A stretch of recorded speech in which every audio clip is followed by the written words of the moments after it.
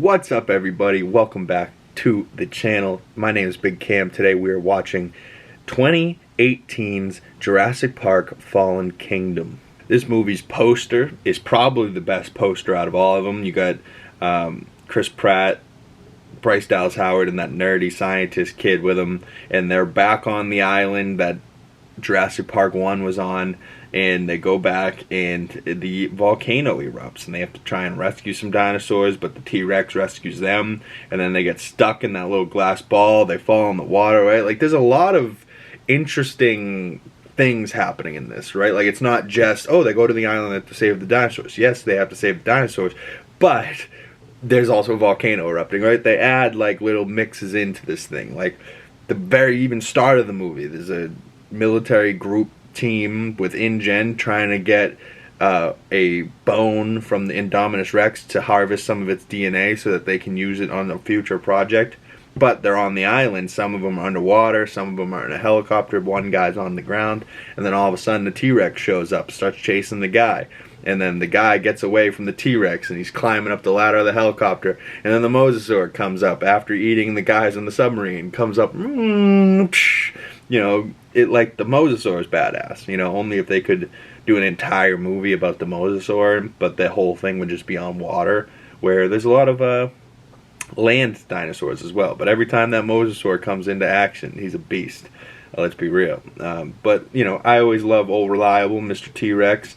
But I also love how much the first Jurassic World paid homage to the first Jurassic Park. And this movie honestly pays homage to the second, Jurassic Park The Lost World.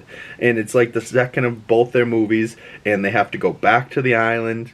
They're trying to you know, help the dinosaurs, and then there's another group that brings dinosaurs back to the mainland, and, you know, a T-Rex gets let loose through the city of San Diego in the second movie, this now being the second Jurassic World movie. Not necessarily San Diego, but a lot of dinosaurs get released into the world to the point where Ian Malcolm's Jeff Goldblum has to come back and give a little speech at a court case, and he's like, what we are not realizing is that we are now in a Jurassic World. So, you know, like, and that's where, you know, you get the title now. It's no longer just a park. The entire world is Jurassic because the dinosaurs are loose. They are loose.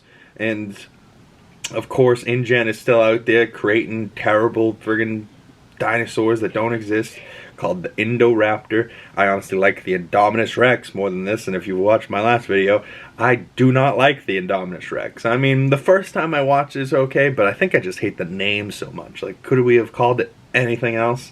But I do like that movie, and I like this movie as well, but my favorite parts are definitely not with Mr. Indoraptor here, although there are some very spooky scenes, you know, creeping around with the kid, that the kid's also a clone. Like, I don't know, there's certain things that are interesting in this, but certain things that, you know, just don't work that well for me, like the Indoraptor. But the whole scene, like them auctioning off to the highest bidder and shit, that was interesting stuff. I was so glad when the dude that took over Lockhart's estate died. Like, I was like, cheering. I'm like, screw him. But I love that they gave us a little bit more backstory on Blue's relationship with Owen, and that, you know, Owen kind of raised him like a puppy, like a young baby, and was there his whole life. And then all of a sudden, you know, they're back together. Owen's got to see Blue alive later in life, and then they use him and they capture Blue, and one guy shoots Blue, so then Blue's like, you know, you're not sure if Blue's going to die or not. Of course he doesn't. And then he fights the Indoraptor and wins, you know, of course, because Blue's the man. But the whole volcano sequence I really like, and them running off the thing. But I love that Owen gets tranked by like a sleeping dart, and his whole body's asleep, and then he wakes up and lava's just slowly approaching him. So he's kind of got to, like Leonardo DiCaprio in Wolf of Wall Street, like inch his body away, like without being able to control his body. Like when Leo's opening the door with his foot, the Lamborghini door with his foot in the car, like he's like got to go up and over like a stump. He's got to like pull his arm, but he's running away from lava. Like, that whole sequence I thought was pretty damn funny. But, you know, this is a great shot with all these dinosaurs fleeing this volcano. And the T-Rex, man, I don't know, I think I just love the T-Rex. It's got a soft spot in my heart. But at the end of this movie, you know, when the voicing over of Ian Malcolm, he's like, the dinosaurs are here, and we better get used to it.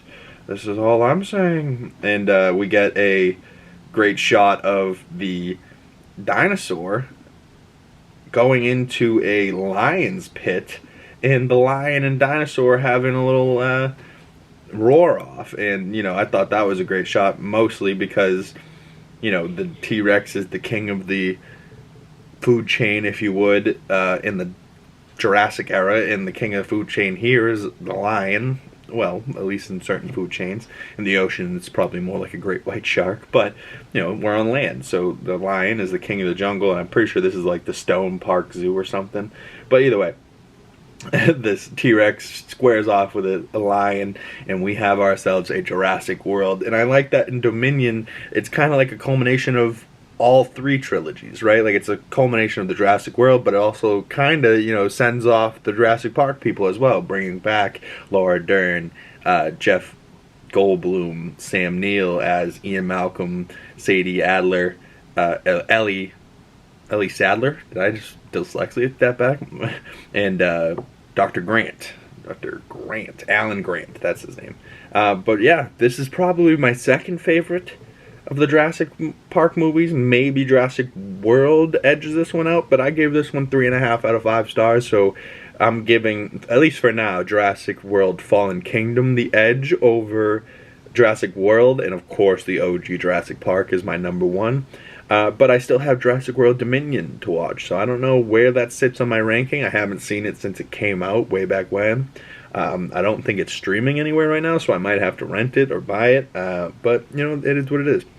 Stay tuned for my Echo content coming. We're going to be breaking down those Echo episodes. I'm 2 episodes in currently, and it looks amazing. So I'm going to spend my day today watching the remaining 3 episodes of Echo and making some videos, editing them, and, you know, talking that talk. So stay tuned for another Comically Boston bonus episode coming this week talking Echo, and stay tuned for next Monday where we'll have another Comically Boston. But I'll see you guys in the next video. Peace.